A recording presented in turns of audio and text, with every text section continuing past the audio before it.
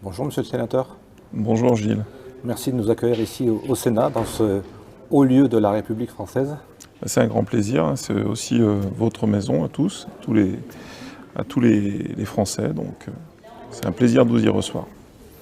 J'ai envie de vous poser une première question, c'est tout simplement, est-ce que votre vie a changé? Ah oui, forcément, forcément, parce que déjà le rythme d'être toutes les semaines, 2 à 3 jours par semaine, voire parfois actuellement 4 jours par semaine à Paris, ça change une vie. Donc oui, sur le rythme, ça change. Sénateur, c'est un plein temps, c'est même un 120%, non? C'est un plein temps, c'est d'ailleurs pour ça que j'ai dû abandonner mes autres mandats. C'est véritablement un mandat d'engagement où il faut de la présence physique, à la fois à Paris et à la fois sur le terrain.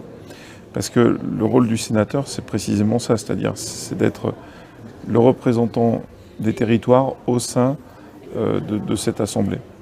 Le député est le représentant du peuple, le sénateur est le représentant des territoires, et également, bien entendu, des citoyens, puisque nous votons toutes les lois qui passent à l'Assemblée. Donc c'est le mélange des deux. Mais ça demande une présence physique des deux côtés. Comment ça se décompose? C'est la moitié sur le terrain, la moitié au Sénat, ou c'est une autre proportion? Ça dépend du rythme, en fait. Ça dépend du rythme législatif. Actuellement, je passe plus de temps au Sénat que sur le terrain. Et si on reprend une vie normale, une vie législative normale, globalement, c'est moitié-moitié, 50-50. Mais actuellement, on a beaucoup de lois qui passent en procédure accélérée, des lois importantes. À l'instant où on se parle, nous retournerons dans quelques heures dans l'hémicycle pour la loi immigration. C'est une loi importante, une grosse loi très attendue, avec 600 amendements. Donc forcément, elle nécessite qu'on s'y engage plus fortement et elle est très chronophage et énergivore en même temps. Si on se place dans un côté hiérarchie, est-ce que c'est égal? Est-ce qu'il y a plus d'importance entre l'Assemblée nationale et le Sénat? Ou c'est deux chambres équivalentes? Je ne sais pas comment on peut dire. Alors le Sénat est la chambre haute, donc bon, déjà le terme chambre haute, on peut considérer qu'elle est au-dessus de l'Assemblée nationale, mais je ne veux pas dévaloriser le travail des députés, c'est absolument pas le sujet. Il y a une chose de certaine, c'est qu'actuellement le Sénat a repris beaucoup de poids dans le fonctionnement de nos institutions et de notre République, parce que la majorité n'étant pas présente à l'Assemblée nationale, le Sénat a un poids et un rôle beaucoup plus important, donc nous sommes beaucoup plus regardés et beaucoup plus attendus sur les examens de loi. Il y a encore quelques mois, j'imagine, vous n'étiez même pas dans l'esprit, dans la tête, dans le rôle d'un sénateur. Est-ce qu'aujourd'hui que vous êtes élu, ça correspond un peu à cette image que vous en aviez avant d'être dans ces lieux? Alors oui, ça correspond à une différence près, c'est qu'on m'avait toujours dit le Sénat a un rythme ralenti, on a une image un peu biaisée du Sénat pour le coup. Et en réalité, dans la période actuelle, le Sénat a un rythme de travail important et intense. Hier soir, l'hémicycle a fermé à 1h du matin. Ce soir, on va terminer vers 2h du matin. Et ainsi de suite, jusqu'à ce que les lois soient entièrement examinées, amendement par amendement. Et quand je vous disais tout à l'heure qu'il y avait 600 amendements, plus de 600 amendements sur la loi immigration, tous ces amendements donnent lieu à explication, à débat et à réponse à la fois du rapporteur de loi et du ministre présent, donc en l'occurrence Gérald Darmanin, présent dans l'hémicycle. Donc forcément, sur chaque amendement, il y a un temps d'échange long, donc le rythme actuellement est assez fourni, assez intense. Avec ces amendements, avec ces discussions, est-ce que vous avez l'impression, dans votre rôle, de faire avancer les choses, de faire changer les choses? Oui, de manière tout à fait, la réponse sera directe, c'est clairement oui, parce que les amendements proposés par le Sénat sont des amendements très techniques, qui remontent du terrain et qui mélangent à la fois le côté technique des choses, c'est-à-dire que technique des procédures, et puis le pragmatisme que nous avons pu acquérir en étant élus de terrain, élus local. Donc oui, on va dans le détail des lois, et je dirais que beaucoup de nos amendements ne sont pas des décrets, mais sont presque me font penser à des décrets, c'est-à-dire qu'ils vont presque dans l'amendement est dans la philosophie générale, le décret normalement définit l'application de la loi sur le terrain, mais on fouille et on va finalement au fond. C'est un travail de fond et pour moi c'est un travail qui effectivement enrichit considérablement les lois et répond aux attentes des Français. Sur la loi immigration, les amendements qui sont déposés sont des amendements très précis qui répondent réellement à ce que moi je ressens du terrain, aux attentes des Français. Donc après, d'obédiences politiques différentes en fonction de qui les présente, mais globalement ça correspond à ce que nous entendons quand nous retournons dans nos territoires. Donc vous avez un vrai rôle de porte-parole de vos électeurs et de vos citoyens. Tout à fait, et un rôle en plus en tant que sénateur, je dirais d'une parole plus libre, qu'on peut la retrouver par exemple à l'Assemblée nationale, où la puissance des groupes politiques est beaucoup plus exacerbée à l'Assemblée nationale.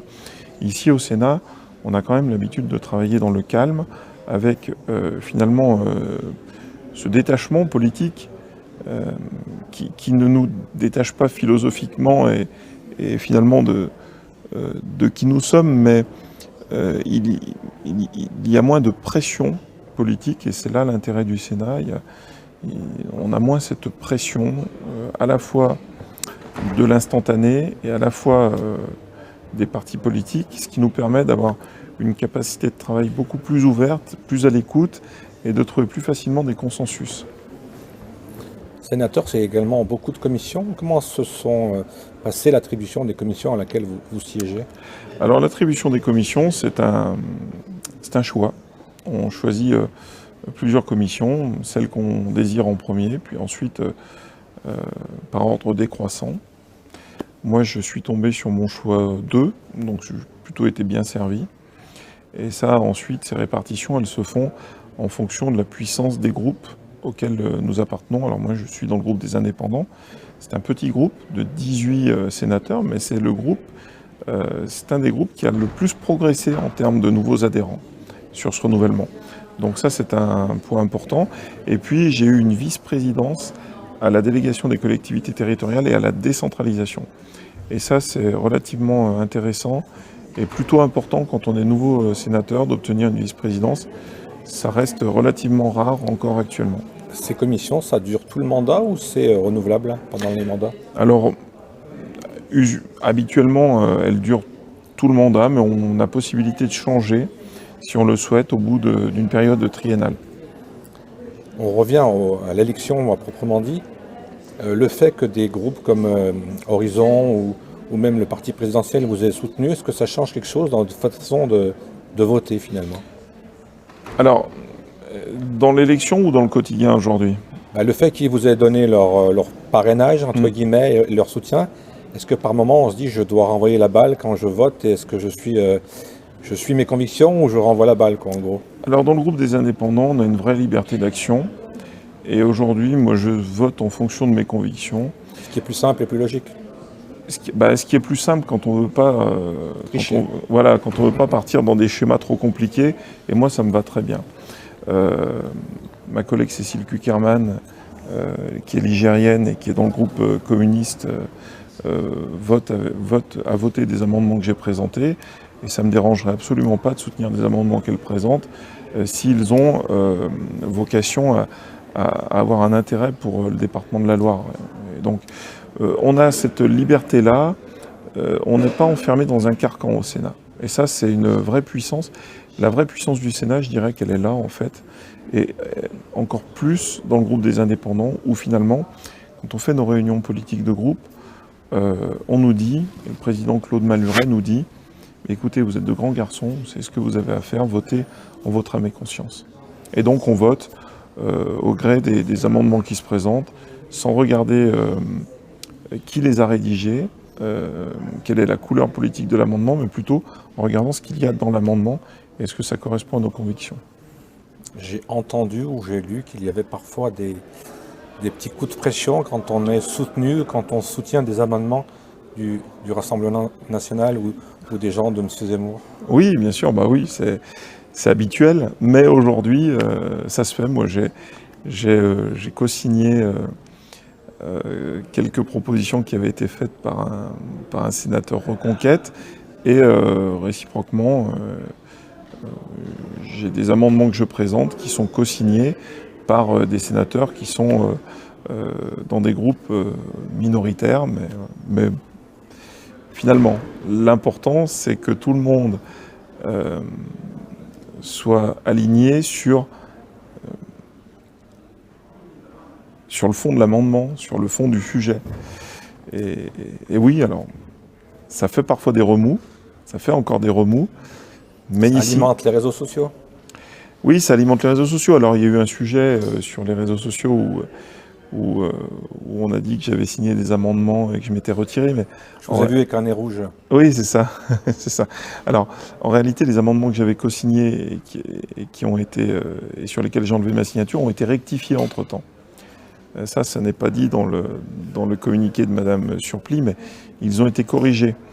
Sinon, j'aurais laissé ma signature. Moi, ça ne me pose aucun problème de co-signer des amendements avec des sénateurs qui ne sont pas de la même obédience politique que moi, à condition qu'il y ait du fond et que lorsque j'appose ma signature, les amendements ne soient pas rectifiés par la suite, ce qui est un petit peu normal. C'est comme si on vous fait signer un courrier, vous, et que derrière, on change le contenu du courrier. Ça marche pas. Ça peut arriver parfois. Ça peut arriver. Est-ce qu'aujourd'hui, en 2023, on peut dire encore qu'on est dans une assemblée avec un côté gauche, un côté droit? Est-ce qu'aujourd'hui, on peut dire qu'il y a encore une gauche et une droite?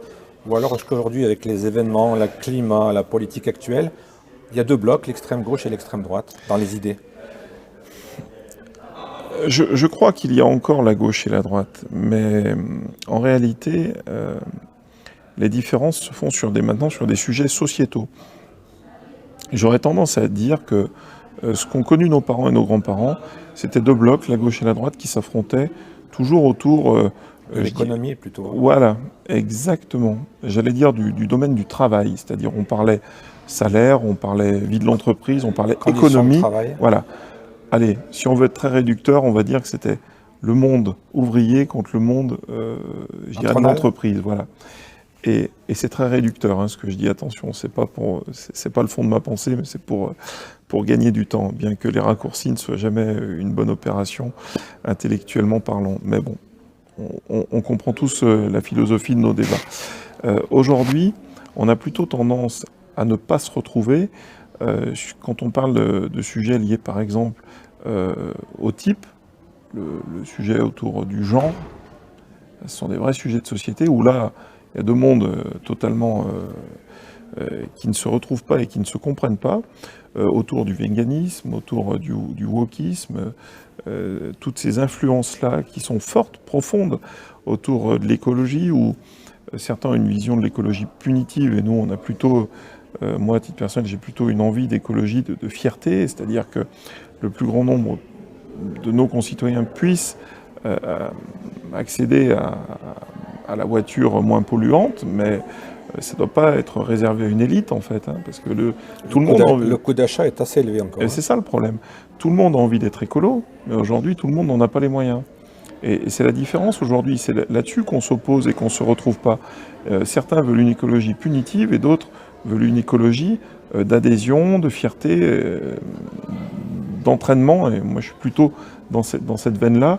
Je trouve qu'aller sanctionner aujourd'hui les voitures au pétrole, c'est pas forcément une bonne idée. Encourager, par contre, à aller vers la transition écologique, pour moi, c'est une solution. Et c'est plutôt là-dessus aujourd'hui qu'on a encore des courants de pensée différents sur les sujets migratoires. Le sujet actuel sur lequel on échange, le sujet migratoire, c'est un vrai débat où là, on sent bien que finalement, on a encore profondément deux blocs dans notre pays où on a plutôt une tendance gauche, extrême gauche, qui est plutôt en difficulté à parler de ces sujets-là avec... Finalement, l'échange que j'ai eu hier soir dans l'hémicycle avec Yann Brossa, qui dit la France est un grand pays, elle est en capacité d'accueillir presque sans limite. Et moi, je pense l'inverse. Et mes collègues de centre droit et de droite pensent la même chose. C'est-à-dire que la France doit accueillir, mais dans des conditions précises, et avec des quotas. C'est pas non plus sans limite. Donc oui, sur ces sujets-là, on a encore de blocs. Après, il y a des sujets, et notamment l'économie, où on sent effectivement que c'est moins un sujet de friction et de tension, mais c'est un petit peu normal, j'aurais tendance à dire, parce qu'aujourd'hui, économiquement, le pays, même si on ne s'en rend pas toujours compte, parce qu'une crise succède à l'autre, le chômage est quand même assez bas, et les entreprises, hormis certains secteurs qui nous inquiètent un peu plus actuellement, se portent plutôt mal, eu égard à toutes les crises qu'elles ont eu à traverser, quoi. Et donc là-dessus, l'économie est moins un sujet actuellement, mais par contre, sur tous les autres, les gros sujets de société, là, on sent qu'il y a encore vraiment différentes façons de voir les choses, et c'est pas toujours le bloc de gauche contre le bloc de droite, c'est parfois des mouvements un peu plus difficiles à cerner. Vous voulez dire que c'est un peu comme les volcans, les terrains ont tendance à glisser? Oui, c'est un peu comme les plaques tectoniques, ça bouge, mais c'est quand même des courants qui sont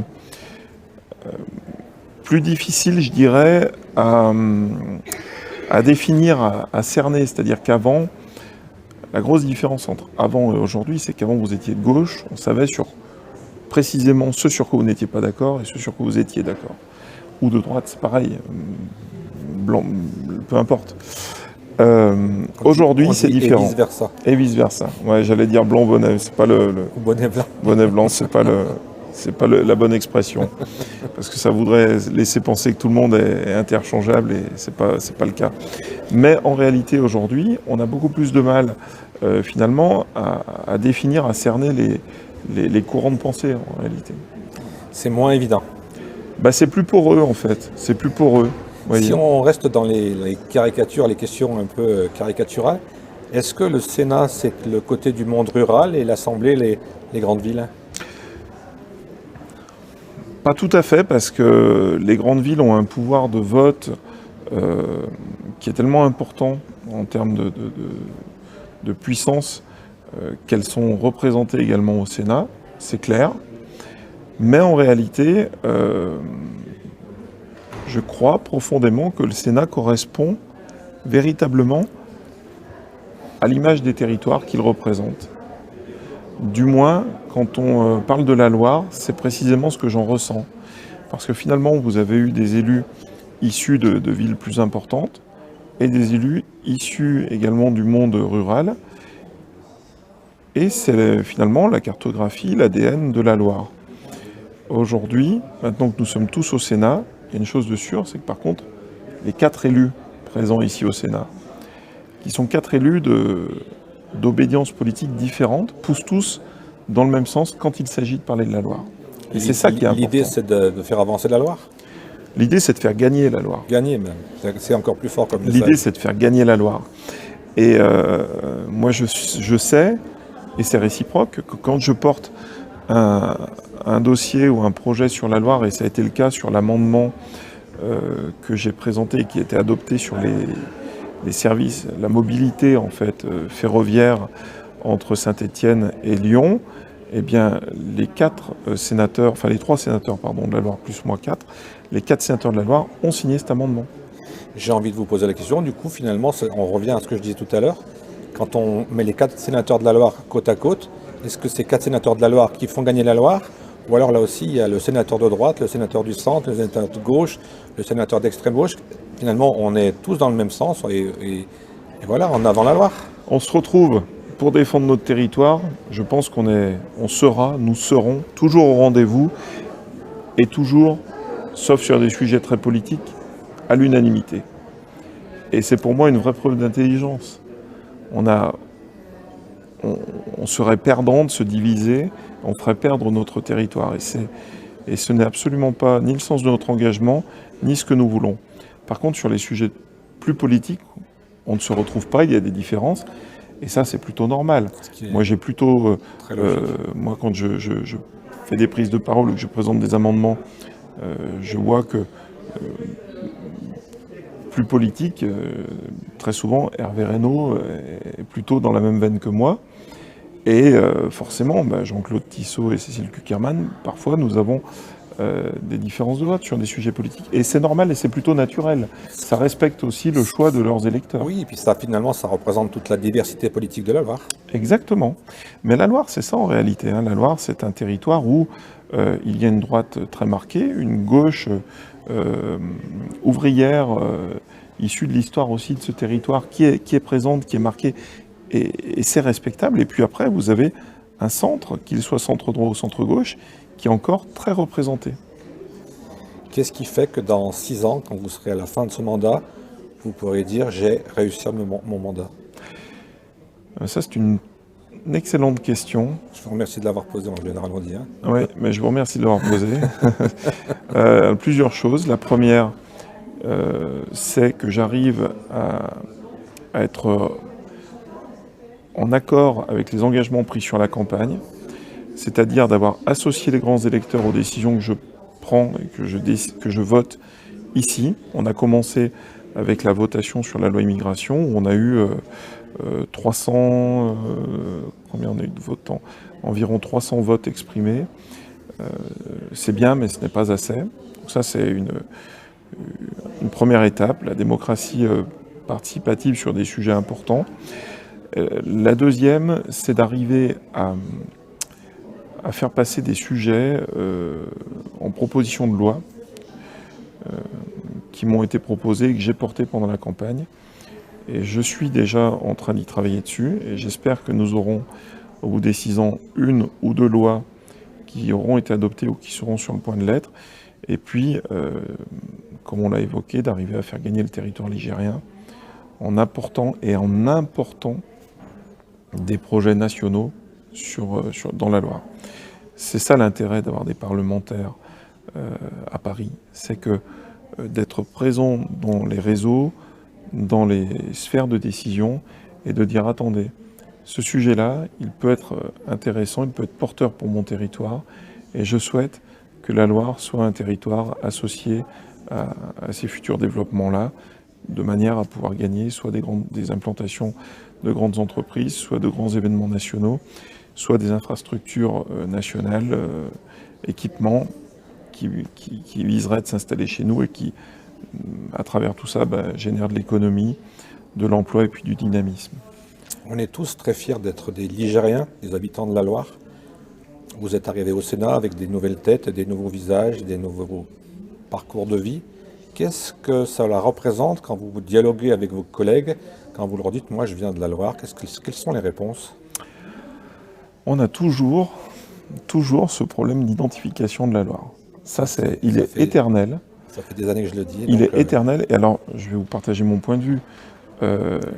Il tient aussi dans le nom de ce département. Parce que c'est le seul département qui a le mot Loire uniquement, sans aucun autre terme accroché. Et donc, c'est plus difficile de l'identifier, de le positionner sur la carte. Quand on évoque le nom de Saint-Étienne, tout de suite, là, c'est plus simple. Généralement, on connaît la réponse. Voilà, on arrive à se faire connaître et on arrive on nous parle, on nous fait encore très souvent référence au foot. On est toujours en 76 à Saint-Étienne. C'est ça. Mais c'est Saint-Étienne s'est arrêté en 76. C'est incroyable de voir comme la France a été marquée par l'époque des Verts. L'équipe de Saint-Étienne était finalement l'équipe de France de l'époque. Hein. Ah oui, tout à fait. Et ça restera pour les Français la première équipe à avoir eu un parcours aussi important et dont ils sont fiers. Et vous savez qu'il y a même chez les opposants au niveau du foot. Il n'y a pas que le Sénat, on peut aller dans... Moi j'ai des souvenirs en haut du Vésuve, à plein d'endroits, on m'a parlé des Verts. Hein. Oui, tout à fait. Donc ça, la première chose, elle est là, c'est-à-dire qu'on a Saint-Étienne, ça évoque d'abord ça. Alors même si c'est un peu galvaudé et passe-partout, ce que je vous dis, c'est la première réaction. Ensuite, quand on discute avec les sénateurs qui sont déjà en place depuis quelques années, eh bien les premiers échanges tournent autour de comment tu as été élu, quelles sont les valeurs que tu portes et puis qu'est-ce que tu veux faire ici. Et là, rapidement, on part sur les sujets de sensibilité et de société. Voilà. Et puis, il y a un point que je n'ai pas évoqué tout à l'heure et qui est important, c'est que nous sommes, et nous avons été sur ce mandat, happés par l'actualité. Israël, la guerre en Ukraine, qui est encore un sujet prégnant chez tout le monde, l'antisémitisme en France, le développement des actes racistes. Ces sujets-là, ils viennent s'additionner, s'ajouter aux autres, et donc forcément ils perturbent notre façon de travailler aussi. Parce que ce que nous avions prévu de faire finalement, et ce que nous classions comme étant nos priorités d'action, eh bien, se retrouve un peu bouleversé par l'actualité, et nous sommes obligés de nous réorganiser, y compris en termes d'emploi du temps, pour à la fois interroger le gouvernement sur bien les décisions qu'il va prendre et les actions mises en place pour faire en sorte que ces sujets ne se développent pas, se règlent. En même temps, les lois liées aussi à ces situations-là, qui sont parfois des lois d'urgence et qui du coup chamboulent tout le calendrier législatif. Vous avez été conseiller départemental, maire d'une commune, aujourd'hui sénateur. Est-ce qu'il y a dans votre esprit d'autres marches dans le futur? Eh bien, quand j'ai été élu maire de la commune de Boins-sur-Lignon, j'ai déjà été très honoré par la confiance des habitants de cette commune qu'ils me faisaient, parce que je n'avais jamais auparavant eu un rôle politique. J'ai jamais été ni conseiller municipal, j'ai jamais œuvré dans une collectivité. Oui, dans une collectivité, voilà, voilà. Et je m'étais jamais engagé. Donc j'ai déjà été honoré de cette confiance, et je n'aurais jamais imaginé finir sénateur. C'est une évidence. Finalement, c'est une évolution fulgurante en politique. Oui, alors, il y a plus rapide, il y a plus fulgurant, et il y a moins fulgurant aussi. Mais j'ai été élu la première fois en 2014, réélu à la tête de la commune de Boins, donc renouvelé. C'est le mandat le plus difficile, le mandat municipal, le mandat communal. C'est le plus difficile, c'est le plus important, celui qui vous apporte le plus, c'est celui qui vous forge, c'est celui qui vous forme. Pour moi, c'est l'alpha et l'oméga.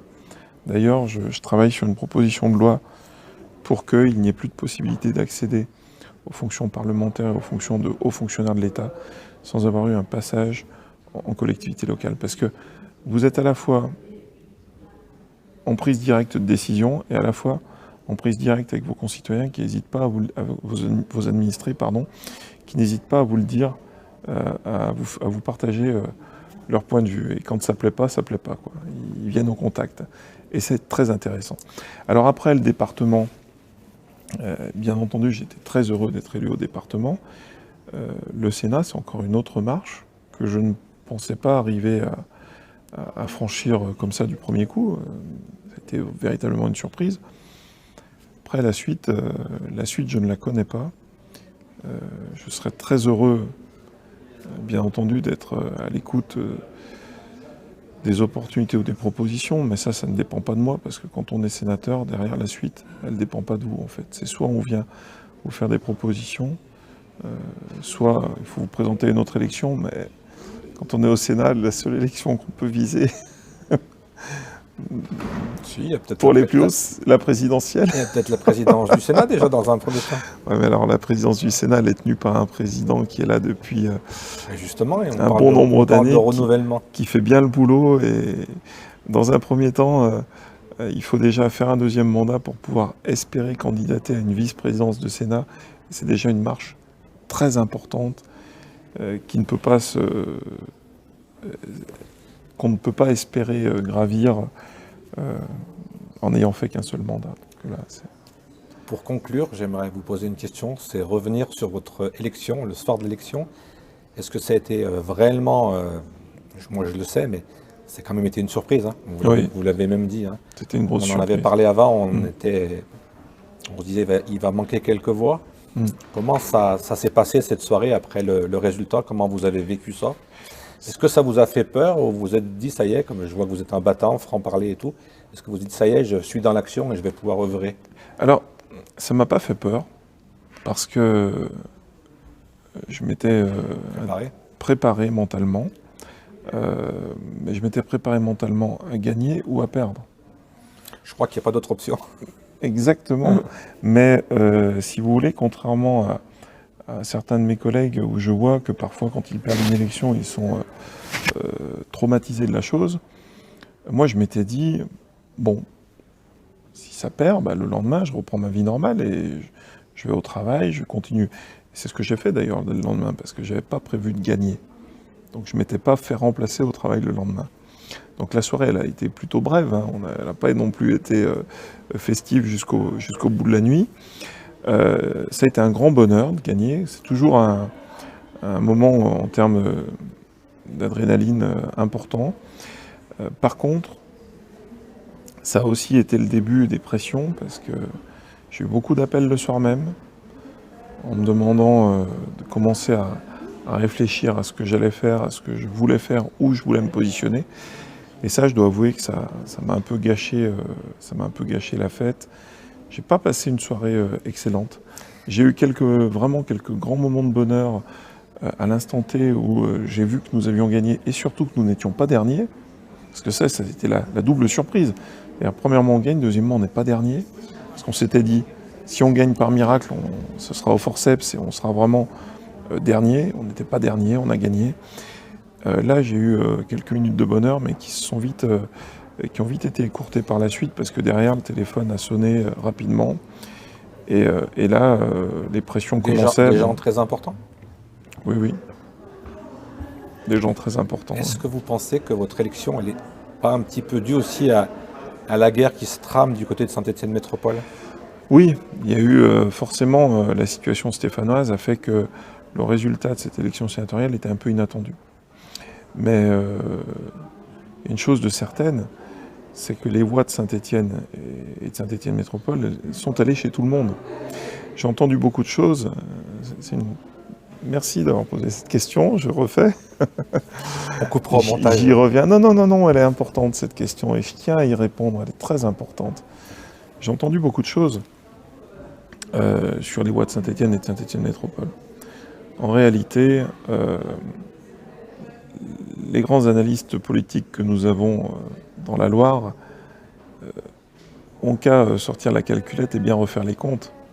Les voix de Saint-Étienne, il y en avait chez nous et il y en a eu chez d'autres. Et donc, premièrement, nous n'avons pas été élus, enfin je n'ai pas été élu, mais mon équipe n'a pas été élue uniquement avec les voix de Saint-Étienne. Deuxièmement... On a peut-être tendance de voir, nous dans la Loire, les Stéphanois de se trouver plus importants qu'on ne l'est finalement dans toute la Loire. Non, mais en réalité, je pense que certains